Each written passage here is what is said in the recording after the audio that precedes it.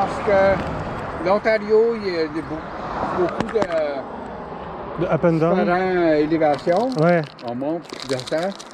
Mais quand tu sors d'Ontario puis tu rentres à Manitoba, c'est plat.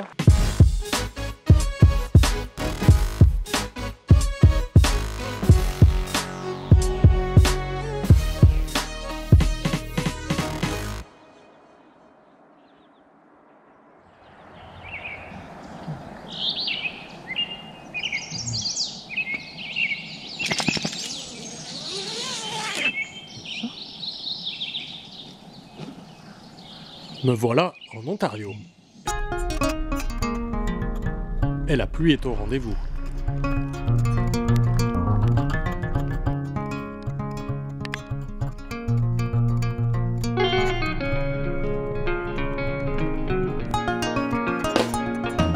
Je roule sur l'Algonquin Trail qui me fait passer par une petite ville au drôle de nom de Petawawa. Je m'y arrête et envoie un message à Dan que j'ai rencontré sur Warm Shower, une application pour les voyageurs à vélo. Il me donne rendez-vous chez lui à Deep River. Rien que le nom, ça donne envie.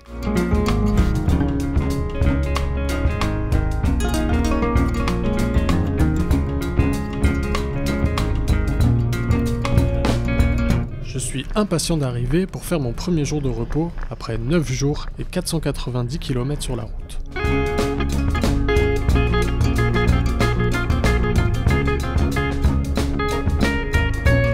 J'arrive vers 19h chez Dan et je m'installe dans le garage.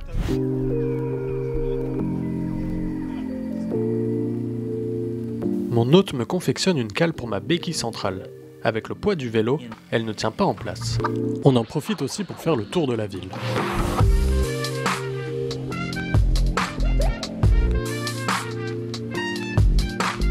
Ce jour de repos me fait vraiment du bien. Et à Croquette aussi. Hello, good luck. Le lendemain, toute la famille m'accompagne pour les 10 premiers kilomètres. J'ai vraiment été bien accueilli chez eux. Ce n'est pas facile de repartir.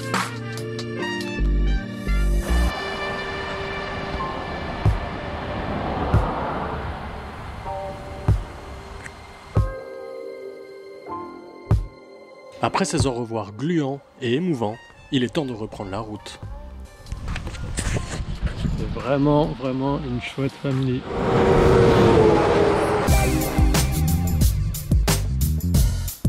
Ma route est désormais en grande partie sur la Highway 17.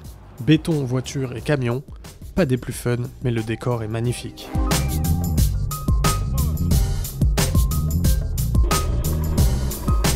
Je n'ai encore rien perdu sur la route, mais de temps en temps, Croquette laisse échapper son os. L'os de la croquette. Je fais une pause à une station-service où je continue de rencontrer des gens. Salut. Je vois arriver 3 cyclistes qui viennent de la même direction que la mienne. Ils tournent et s'arrêtent à la station. Trop bien. Vous avez l'air plus léger que moi quand même. Maintenant, on se dit ça. Ouais. On était passé. Ouais, mais si, je vous rassure. On se donne rendez-vous à Bizet Creek, qui est juste un point sur la carte. Ce soir, j'ai des compagnons de camping. C'est parti.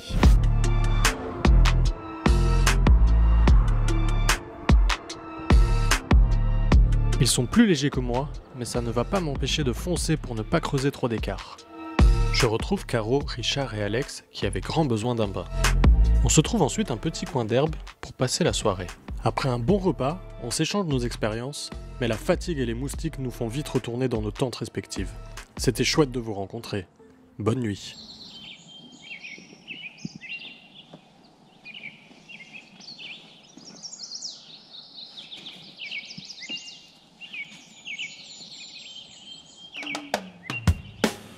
Le lendemain, Caro, Richard et Alex sont partis de bonne heure. J'en profite pour aller discuter avec nos hôtes qui nous ont prêté le bout de jardin. Je découvre qu'ils parlent français, comme beaucoup de gens en Ontario. T'as une bonne route à faire. Ouais, là, je vais à Mattawa aujourd'hui. Voilà. Ouais, c'est que des côtes, hein. Oh, on m'a déjà prévenu. Merci. Je retrouve la Highway 17 où ce matin, le trafic est plutôt calme.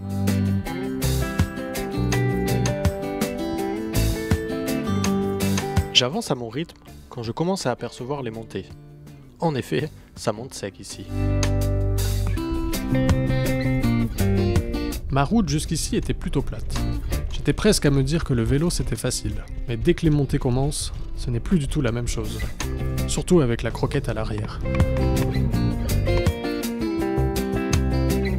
De temps en temps, le souffle des camions m'aide un peu. Ça devient ton axe. Par contre, l'avantage des montées, c'est qu'il y a une descente après. J'établis mon premier record de vitesse à 43 km/h juste avant d'arriver à Mattawa, une petite ville de 2000 habitants. Je prends la première à droite, au feeling, et je tombe sur le spot de rêve.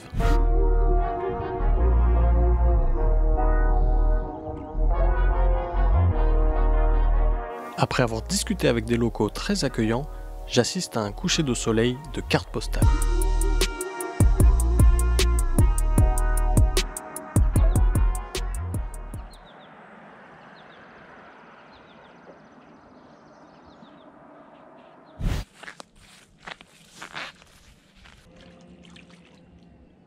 Le lendemain matin, je profite de la rivière pour me rafraîchir et essayer mon filtre à eau dont je n'ai pas encore totalement la maîtrise.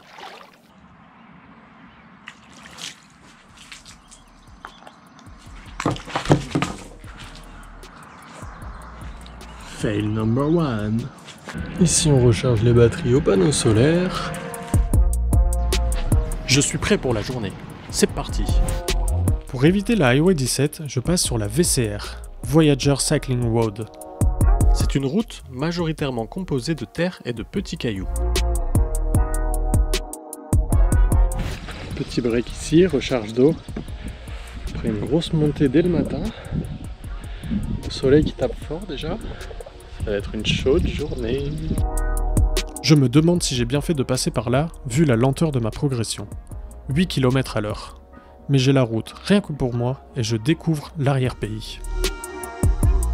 Je m'arrête à une autre station-service quand un camion s'arrête près de moi, fenêtre ouverte. Good luck. Enjoy your tour. Don't get in any trouble. Thank you, sir, and thank you for the money. No problem. C'est la première fois qu'on me donne de l'argent. Il a insisté et voulait vraiment participer à mon aventure. Je me suis arrêté là et ils m'ont offert le Canada Dry. C'est pas magnifique ça?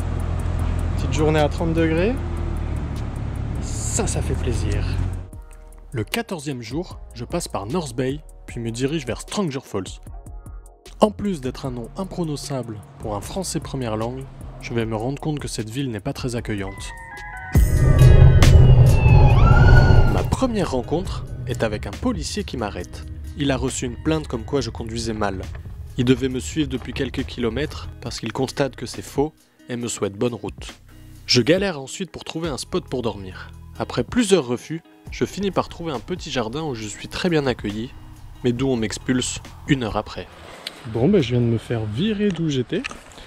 J'avais demandé à la femme qui était dans le jardin, elle m'a dit pas de problème.